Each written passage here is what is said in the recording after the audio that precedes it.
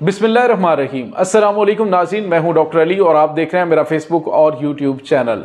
नाज़रीन, कुरान एक ज़िंदा मौजज़ा है, हमारा इस बात पर ईमान है, यकीन है, लेकिन आज ये मौजज़ा पूरी दुनिया ने देख लिया है। अक़वाम मुत्तहिदा की जनरल असम्बली में खिताब करते हुए हाथ में कुरान पाक लहरा कर मगरबी दुनिया के घनौने चेहरे को एक तो बेनकाब किया, जबकि दूसरी जानिब इस कुरान के मौजज़े की वजह से इसराइल ज़लीलो रुस्वा हो गया। ये मौजज़ा किस तरह से हुआ इसके बारे में बताएंगे। जबकि दूसरी जानिब पाकिस्तान के साबिक़ वज़ीर आज़म इमरान खान के दोस्त और तुर्की के सदर रजब तैयब रिजवान ने इमरान खान की कमी को पूरा करते हुए अक़वाम मुत्तहिदा की इस असम्बली के अंदर तकरीर करते हुए पाकिस्तान को किस तरह से खराज तहसीन पेश किया, किस तरह से पाकिस्तान के मौक़िफ़ की हमायत की, इसकी तफसीलात भी आपके सामने शेयर करेंगे। जबकि अक़वाम मुत्तहिदा में ज़लील होने वाले इसराइल की गोद में बिन सलमान जाकर बैठ गए। बिन सलमान की जानिब से आलमी मीडिया को दिए गए एक इंटरव्यू की बाज़गश्त जो है वो पूरी दुनिया में सुनाई दे रही है। बिन सलमान ने क्या कहा है, जबकि दूसरी जानिब पाकिस्तान के वज़ीर आज़म अनवारुल हक काकड़ साहब अपनी सेल्फियाँ बनाकर अपना एक अच्छा खासा कोटा पूरा कर चुके हैं। अब वीडियो की तफसील में जाने से पहले हमारे चैनल को सब्सक्राइब कर लीजिए और बेल आइकन को ज़रूर दबा दीजिएगा ताकि हमारी आने वाली वीडियोस सबसे पहले आप तक पहुंच सके। नाज़रीन, अपना ख्याल भी रखा करें और हमारे इस चैनल का भी ख्याल रखा कीजिए। नाज़रीन, एक पुराने ज़माने की कहावत है जिसमें कहते हैं कि एक आदमी था, उसने पेशावर से सेब जो हैं उनको जो बोरियाँ हैं उनमें बंद किया और उसको अफ़गानिस्तान के सूबे काबुल जो है वहाँ पर बेचने के लिए चले गए। रास्ते में जो है वो गर्मी की वजह से कुछ सेब तो ख़राब हो गए और चूँकि काबुल में पहले ही सेब की अपनी पैदावार काफ़ी ज़्यादा होती, तो बाकी सेब जो गल सड़ गए थे और बाकी वहाँ पे जो बच गए थे वो किसी ने लिए नहीं। वो बंदा जब वापस आया तो किसी ने पूछा कि ये तुमने क्यों किया इस तरह से कि सेब ऑलरेडी वहाँ पे ज़्यादा है, तुम वहाँ पे बेचने के लिए चले गए। उसने कहा सेब को मड़ा छोड़ो, हमने काबुल का सैर तो कर लिया ना। तो पाकिस्तान को इस दौरे का फ़ायदा होता है या नहीं होता, उसको छोड़ें। जनाब काकड़ साहब की तस्वीरें और सेल्फियाँ तो बन गई हैं, लेकिन नाज़रीन दूसरी जानिब आपको ये बताते चलें कि अक़वाम मुत्तहिदा की जनरल असम्बली में इमरान खान जब बोलता है, इमरान खान जब बात करता है तो तब पूरी दुनिया सुनती है। और जिस तरह से इमरान खान ने सही मानों में इस्लाम को रिप्रेजेंट किया, जिस तरह से मुसलमानों को रिप्रेजेंट किया, वो तारीख़ में एक बहुत बड़ी मिसाल के तौर पर हमेशा याद रखा जाएगा।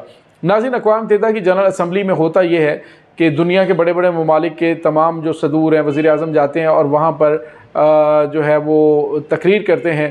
काकड़ साहब की तकरीर तो खैर इतनी ज़्यादा मौसर नहीं थी, कुछ भी नहीं था, लेकिन पाकिस्तान की इस कमी को दूर किया है तुर्की के सदर रजब तैयब रिजवान ने। उन्होंने मकबूजा कश्मीर के हवाले से भारत के मुज़ालिम को हाईलाइट किया।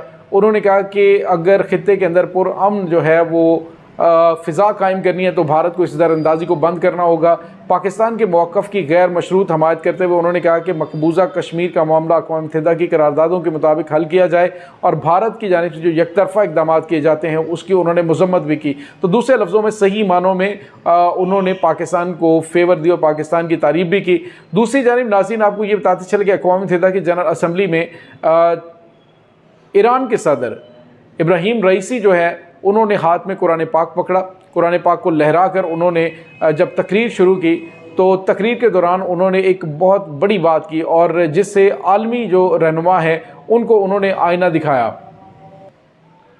और उन्होंने दुनिया को बताया कि जो आज़ादी इजहार के नाम पर आप लोग कुरान पाक की तौहीन के हवाले से लाशें देते फिरते हो, तो याद रखो कि कुरान मजीद ना तो ये जल सकता है, ना ही ये कलाम ख़त्म हो सकता है, ना ही जब पूरी दुनिया ये ख़त्म हो जाएगी तब भी ये कलाम ख़त्म होगा, क्योंकि ये अल्लाह पाक का लाफ़ानी कलाम है और ये हमेशा रहने के लिए आया है और इसमें हदायत है।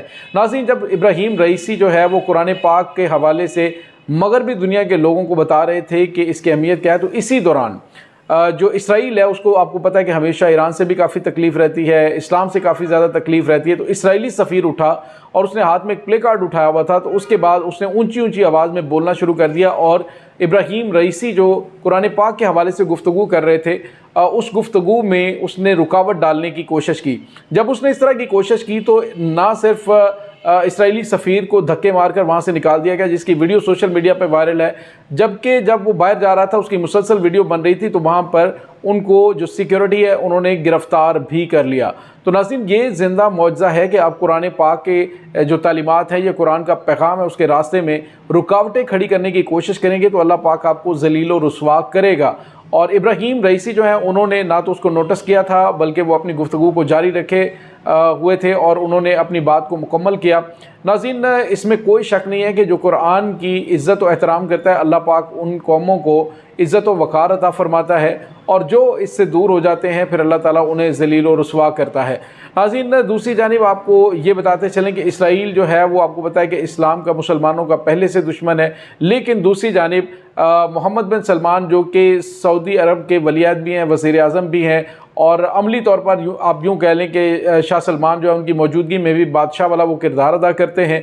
तो अब उनकी जानिब से कहा गया है जी कि हम इसराइल के साथ ताल्लुकात को दिन ब दिन आगे बढ़ा रहे हैं और एक दिन आएगा कि हम एक हो जाएंगे। तो नाज़रीन, सवाल ये पैदा होता है कि इंटरनेशनल मीडिया पर बैठकर जब आप वसाइल से माला माल हैं, अल्लाह पाक ने आपको इज़्ज़त दी कि जो अरब के बद्दू थे उनको इतना सिविलाइज बना दिया, वहाँ से तेल की दौलत निकली, लेकिन आप अल्लाह ताला की इस करम नवाजी पर शाकर नहीं हुए, बल्कि आपने इसराइल को अपना निजात दहिंदा समझा। वो इसराइल जो फ़लस्तीनियों पर रोज़ाना जुल्म व सितम करता है, एक छोटा सा मुल्क है, लेकिन इन अरब ममालिक की इस बेतफाकी की वजह से हालात इस नहज पर पहुँच गए कि जब उसका दिल करता है जिस बस्ती को सबूताज करना शुरू कर देता है। तो बिन सलमान ने कहा कि हम जो है वो इसराइल के साथ दिन ब दिन आगे बढ़ रहे हैं और उनके साथ ताल्लुकात को हम बेहतर कर रहे हैं। नाज़रीन, अब तो बिन सलमान खुल्लम खुल्ला इस चीज़ का इजहार कर रहे हैं। कुछ अर्सा पहले तो बिल्कुल वाज़ेह अल्फाज में ये चीज़ें तय हो चुकी थी कि ये उनको तस्लीम करने जा रहे हैं, और अब उन्होंने कह दिया कि हम इनको तस्लीम करने जा रहे हैं। लेकिन इसके साथ ही उन्होंने गोंगलों से मिट्टी झाड़ते हुए ये भी कहा कि हम फ़लस्तीन के जो मुसलमान हैं उनके मसाइल को हल करने की बात कर रहे हैं। आपने उनके मसाइल को हल करने की क्या बात करनी है? ये क्या आपने करना है कि जब फ़लस्तीनी मुजाहिदीन ने इसराइल की जानिब से किए जाने वाले हमले पर रिटेलिएट किया था और उन पर अटैक किए थे, तो अरब अमारात ने कहा था कि अब अगर जो मुजाहिदीन है इन्होंने उस पर अटैक किया तो हम उसके मुल्क के अंदर, यानी जो गज़ा का इलाका है वहाँ पे होने वाली डेवलपमेंट के प्रोजेक्ट बंद कर देंगे। तो आप लोगों ने क्या करना है? या क्या जो है वो गैरत ईमानी का मुजाहरा करना है? अगर अल्लाह पाक ने सारा कुछ आपको अता किया हुआ है तो आपको जुर्रतमंदाना इक़दाम करने चाहिए। ये उम्मत मुसलमान को लीड करने वाला मुल्क है, जहाँ का हुक्मरान इस वक्त इसराइल की गोद में बैठ रहा है, यानी जो इस्लाम मुखालिफ है, जो कुरान मुखालिफ है, उसकी गोद में जाकर बैठा जा रहा है। होना तो ये चाहिए था कि मुसलमान जो है वो एक प्लेटफॉर्म पर होते हुए बड़ा ही ज़बरदस्त मौक़िफ़ देते। जिस तरह से कुरान पाक की तौहीन की गई, इब्राहीम रईसी जो ईरानी प्रेसिडेंट है उन्होंने बड़ा ज़बरदस्त मौक़िफ़ पेश किया और दुनिया को बताया कि जो तुम ये तौहीन करते फिर रहे हो तो तुम किसी भूल में हो। ये कुरान एक ज़िंदा मौजज़ा है और कोई भी इसको ना जला सकता है, ना इस कलाम को ख़त्म कर सकता है और ना ही मुसलमानों के दिलों से निकाल सकता है। दूसरी जानिब नाज़रीन, मोहम्मद बिन सलमान जिसने कहा जी कि हमारे ईरान के साथ ताल्लुकात बेहतर हो रहे हैं, तो इसके साथ ही उसने ये भी कहा कि ईरान अगर एटमी हथियार लेगा तो एटमी हथियार हम भी लेंगे। और बताया जा रहा है कि अब बेल्ट एंड रोड जो नया एक प्रोजेक्ट इन्होंने शुरू किया है अमेरिका के साथ मिलकर, जिसके MOU पर दस्तखत जो है वो भारत के अंदर हुए थे। अब ये कहा जा रहा है कि अमेरिका ने और इसराइल ने सऊदी अरब को एक बार फिर ड्रावा दिया है ईरान का, और ईरान का ड्रावा देकर वो ने कहा है कि वो एटमी हथियार बनाने वाले हैं, हम आपको एटमी हथियार प्रोवाइड करेंगे, आपको टेक्नोलॉजी फ्राहम करेंगे, आप भी एटमी हथियार लेंगे। और इस तरह से उन्होंने इनको मज़ीद इनसे बातें जो है वो मनवाने के जो है वो मूड में ले आए हैं। और बिन सलमान की जानिब से ये कहना जी कि इसकी बहुत भारी कीमत चुकानी पड़ेगी ईरान को और हम जो है वो एटमी हथियार हासिल करेंगे।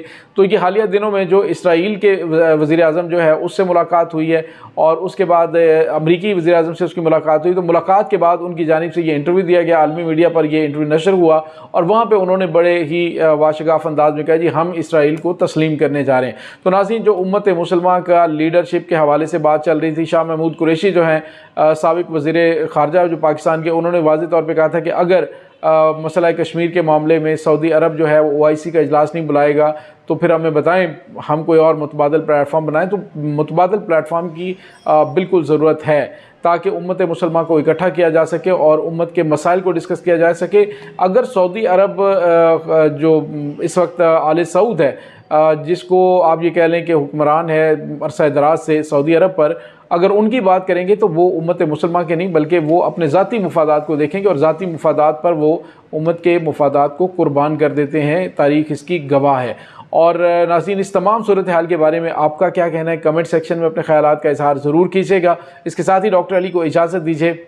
अल्लाह वारिस।